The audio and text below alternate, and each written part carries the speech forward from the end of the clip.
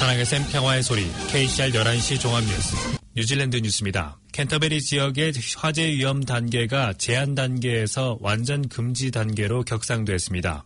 이 지역에 지난 11월 이후로는 불피우기가 제한 단계였으나 금요일 밤 이후로는 세윈, 와이아카리리, 크라이스트처치, 후르누이 지역에서는 완전히 금지라고 발표했습니다. 뉴질랜드 화재 응급 구조대는 캔터베리 지역이 매우 건조하다고 발표했으며 알허트 지방응급구조대 부대장은 진압에 많은 인력과 장비가 동원된 몇 건의 화재가 최근에 발생했다고 말했습니다. 또한 그는 사람들이 용접, 연마, 전기톱질과 같은 화재 발생 위험이 있는 기계 작업 시 주의를 기울이는 것이 매우 중요하다고 언급했습니다. 오클랜드가 높은 주택 가격과 열악한 교통 때문에 가정을 이루고 살기 좋은 도시로는 하위권이었습니다. 독일 이주업체 무빙가에 의해 실시된 이번 연구조사에서 오클랜드는 가족 친화적인 도시로 선정된 145개 도시 중 94위에 머물렀으며 1위는 핀란드 헬싱키였습니다. 오클랜드 시장 필고프는 이 국제 연구 결과에 대해 오클랜드가 성장하고 사람들에게 인기 있는 도시라는 증거들을 부정하는 결과라고 말했습니다.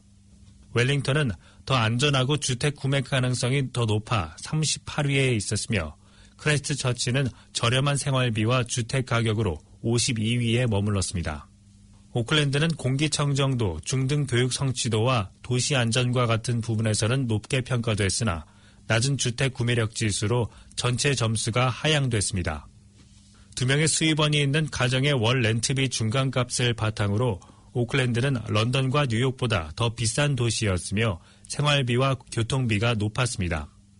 필고프 시장은 지난 12년간 오클랜드의 성장으로 다른 도시 사람들이 살고 싶어하는 도시로 선정됐으며 더 인지도 있는 설문조사 머서에서는 삶의 질에 있어 오클랜드가 세계 3위로 선정됐다고 말했습니다. 그러나 머서의 조사 결과는 가족 친화적인 요인들보다는 정치 및 사회적 안정 요인들이 포함된 각 분야에 걸친 조사 연구입니다.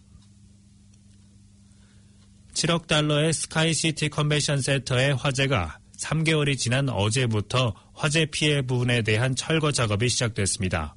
어제 컨벤션 센터의 옥상에서 불에 그을린 자재들이 제거되기 시작했지만 다시 완공하는 데는 얼마나 많은 시간이 걸릴지 알려지지 않고 있습니다. 철거 작업 현장에는 크레인을 동원해 화재 잔해들과 철제빔들을 제거하는 모습을 볼 수 있지만 앞으로 장기간 건물의 안전성을 위해서는 보이지 않는 철제 기둥들에 대한 점검도 진행될 것으로 보입니다. 철거와 재건축 작업이 빠르게 진행될 예정은 아니고 내년 11월 예정된 아펙 정상회담은 다른 장소로 변경돼야 하지만 아직 확정되지 않았으며 그 외 예약 행사들도 다른 도시나 외국으로 변경될 것으로 알려졌습니다. 건축 관련 전문가들은 컨벤션 센터 철거 및 재건축 작업이 뉴질랜드에서는 처음으로 대형 작업으로 얼마나 오래 걸릴지 예측할 수 없는 상황이라고 언급했습니다. 차에 주유를 하기 위해 주유소에 갈 필요 없이 우버와 같이 배달 서비스를 이용해 주유를 할 수 있는 서비스가 뉴질랜드에서도 시작되고 있습니다. 필이라는 이름의 배달 앱은 시험적으로 크라이스트처치에서 시작됐으며 고객들은 스마트폰 앱을 이용해 주문을 할 수 있습니다. 이 서비스 회사 대표는 고객들에게 상당한 편리함을 제공할 수 있으며 이미 미국과 유럽에서 성공적인 반응을 얻고 있는 상품을 도입했다며 주유 가격은 할인을 받지 않은 주유소에서의 판매 가격보다는 높지 않을 것으로 밝혔습니다.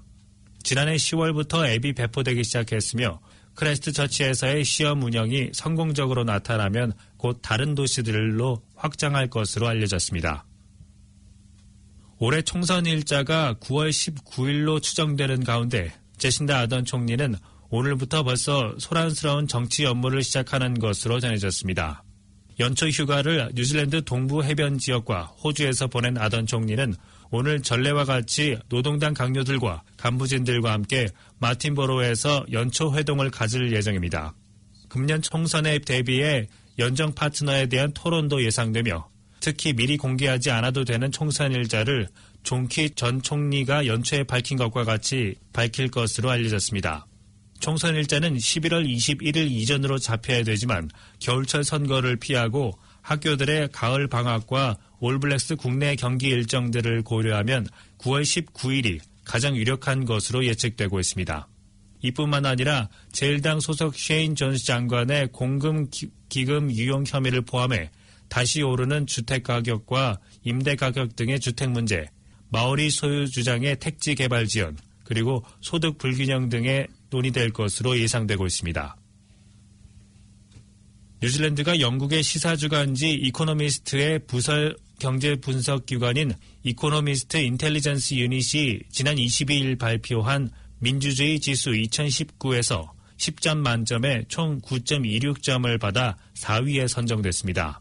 이 IU는 2006년부터 매년 선거 절차와 다민주의, 정부의 기능성 정치 참여, 정치 문화 시민 자유 등 5가지 척도로 민주주의 발전 정도를 평가하고 있으며 민주주의 지수 2019에서 1위는 노르웨이가 차지했고 2위에는 아이슬란드, 3위는 스웨덴, 4위 뉴질랜드, 그리고 5위에는 핀란드가 차지했습니다.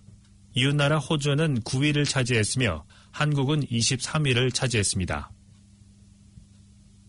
키위뱅크는 새로운 주택 소유자가 주택담보대출을 키위뱅크에서 받으면 무료 피지 휴가를 제공합니다. 이 무료 피지 휴가는 새 모기지 계약자들 중 2명이 5박 6일간 휴가를 갈 수 있는 것으로 2020년 1월 20일부터 2월 29일까지 신청해야 합니다.